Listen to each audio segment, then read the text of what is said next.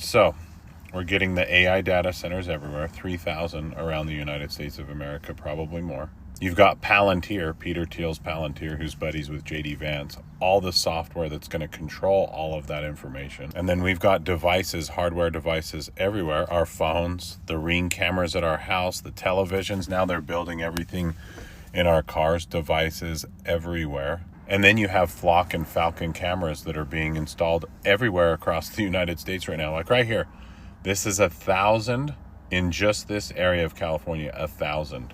And they're going to double and triple that. So those cameras do this. I don't have to worry about Flock safety cameras. Those are just license plate readers. There's no reasonable expectation of privacy in public. Wrong. Very wrong on both counts. In fact, the Supreme Court has already had an opinion about privacy in public. John Roberts himself said, "A person does not surrender all Fourth Amendment protection by venturing into the public sphere. To the contrary, what one seeks to preserve as private, even in an area accessible to the public, may be constitutionally protected." But Flock Safety is a massively expanding network, 20 billion scans a month using ALPR, automated license plate reader technology. You've probably seen one, even if you didn't notice it.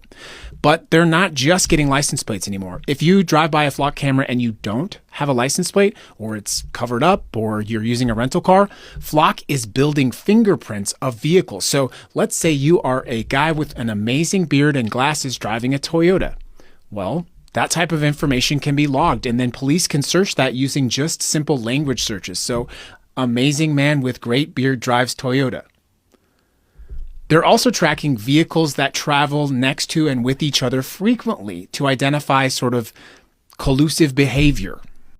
They are also tracking vehicles that frequently travel by and close to each other. But Flock itself has also said that it is no longer just doing LPR. They're moving, these are their words, from LPR to person. Of course, Flock also recently partnered with Ring, so police can use the Nova platform to search across all of these networks and Ring. And by the way, these are going up in HOAs all over the country. The data gathered by Flock, those Flock cameras in HOAs, is then searchable by the police. And there are reasonable questions about, well, privacy and abuse. A Kansas City police chief used Flock 228 times to track his ex-girlfriend and her new partner. There are countless examples of police using Flock surveillance systems to track people engaging in First Amendment activities, what I believe to be a clear violation of the Constitution. This purchase will fund 72 ALPR cameras. Of the 72, which will include 11 cameras for the resort area, which would be funded by the Anaheim Police Foundation, 20 cameras that will be placed throughout the city based on crime trends and the needs of the department and the community. Those will be funded by a BSCC organized retail theft grant. And the remaining 41 cameras will be placed throughout the Orange County operational area and will be funded with the Anaheim Santa Ana Urban Area Security Initiative, also known as UASI, from Homeland Security grant funding. With that, we welcome any questions you may have. My name is Brett, and I've been a Corona resident in District 4 for 15 years. I'm here to introduce DFlock Corona, a community coalition asking this council to cancel the city's contract with Flock Safety and remove the cameras that have been deployed throughout our city. Our website is dflock-corona.org.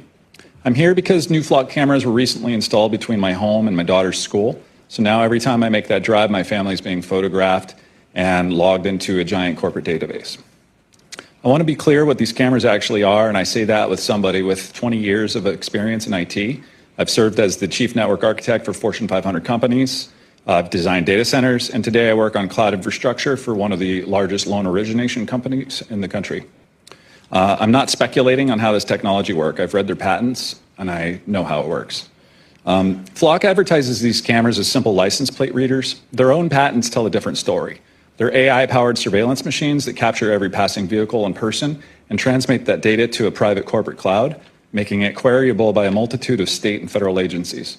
The city of Corona does not control that database, and Corona residents have no public record rights against a private company's servers. Our daily movements are being harvested by a $7.5 billion corporation that only answers to venture capital investors, not to us. Flock did not reach that valuation on their per camera subscription fees. That math doesn't add up. The city council should also understand who they're doing business with. Flock's CEO was asked whether the company had any federal contracts. He said no, that was a lie. Public records revealed that Flock had been secretly running a pilot program giving the U.S. Border Patrol access to local police camera data without the knowledge of the cities that paid for the cameras. Now consider who's behind the company and where your data flows. Flock integrates directly with Palantir, a data fusion platform with a $30 million contract with ICE. Peter Thiel, the founder of Palantir, is also one of Flock's primary investors. These are not separate companies with separate agendas. They are connected actors that are building a connected infrastructure. Palantir's own CEO stated publicly just this month that his technology is being used as a political instrument designed to reduce the political power of certain voters. And that's the ecosystem that our Corona cameras are feeding into. We're not anti-police at all.